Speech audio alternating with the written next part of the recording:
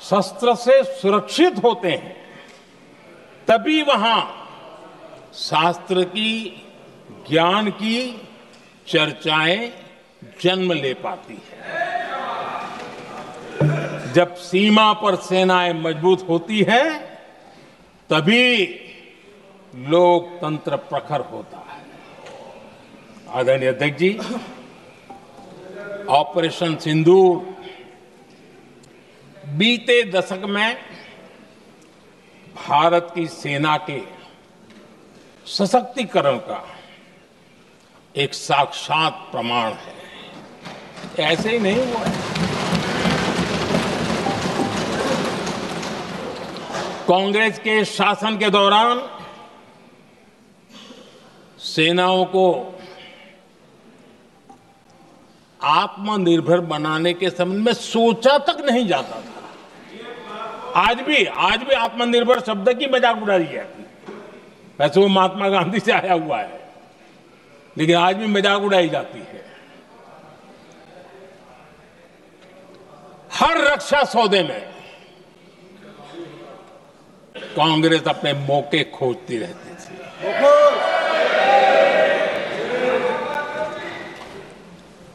छोटे छोटे हथियारों को लिए विदेशों पर निर्भरता, ये इनका कार्यकाल रहा है। Bullet proof jacket, night vision camera तक नहीं होते थे,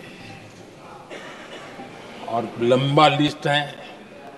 जीप से शुरू होता है, बफो, हेलीकॉप्टर, हर चीज के साथ घोटाला जुड़ा हुआ है। आदरणीय अध्यक्ष जी, हमारी सेनाओं को आधुनिक हथियारों के लिए दशकों तक इंतजार करना पड़ा। आजादी के पहले, और इतिहास गवाह, एक जमाना था जब डिफेंस मैन्युफैक्चरिंग में भारत का आवाज सुनाई देती थी। जिस समय तलवारों से लड़ा जाता था ना, तब भी तलवारें भारत की श्रेष्ठ मानी जाती थी। हम डिफेंस के इक्विपमेंट में आगे थे। लेकिन आजादी के बाद जो एक मजबूत डिफेंस इक्विपमेंट मैन्युफैक्चरिंग का हमारा दायरा था,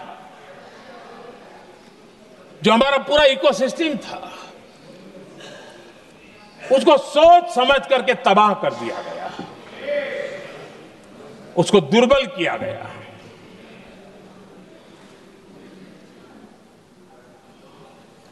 रिसर्च और मैन्युफैक्चरिंग के लिए रास्ते बंद कर दिए गए।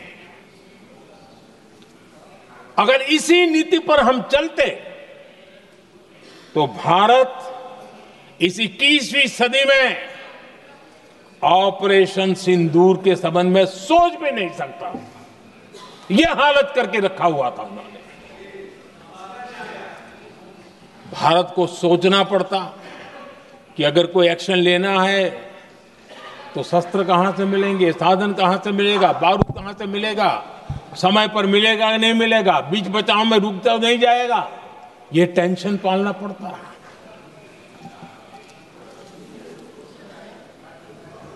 आदरणीय अध्यक्ष जी, बीते एक दशक में मेक इन इंडिया हथियार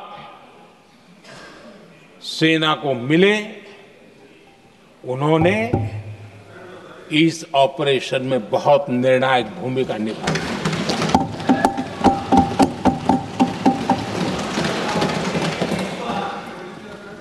आदरणीय अध्यक्ष जी, एक दशक पहले भारत के लोगों ने संकल्प लिया, हमारा देश सशक्त, आत्मनिर्भर और आधुनिक राष्ट्र बने।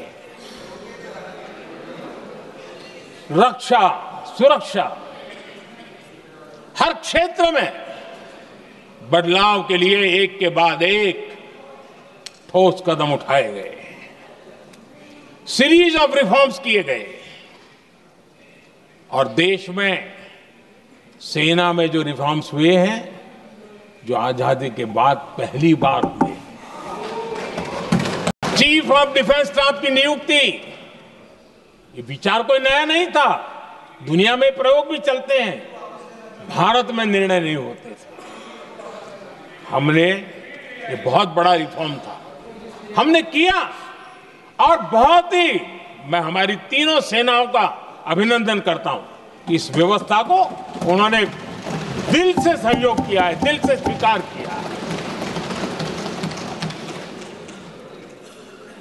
सबसे बड़ी ताकत ज्वाइंटनेस और इंटीग्रेशन की इस समय नेवी हो, एयरफोर्स हो, आर्मी हो, ये इंटीग्रेशन और ज्वाइंटनेस ने हमारी ताकत को अनेक गुना बढ़ा दिया और उसका परिणाम भी हमें नजर में आया है, ये हमने करके दिखाया।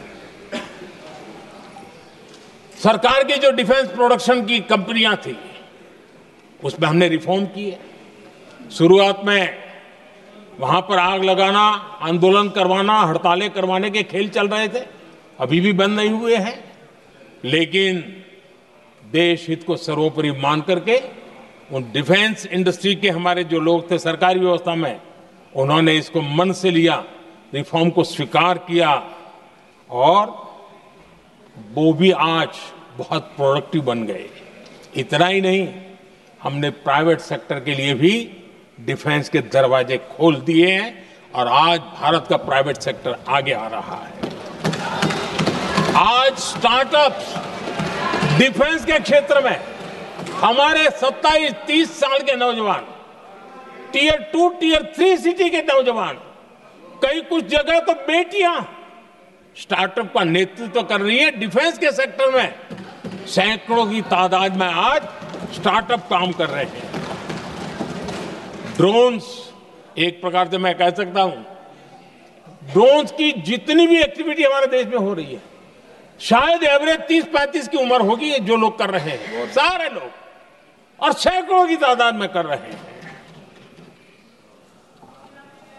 और उसका ताकत, क्योंकि इनका भी योगदान था इसमें, जिन्होंने इस प्रकार के प्रोडक्शन किए हैं, और वो हमें ऑपरेशन सिंदूर में बहुत काम आए।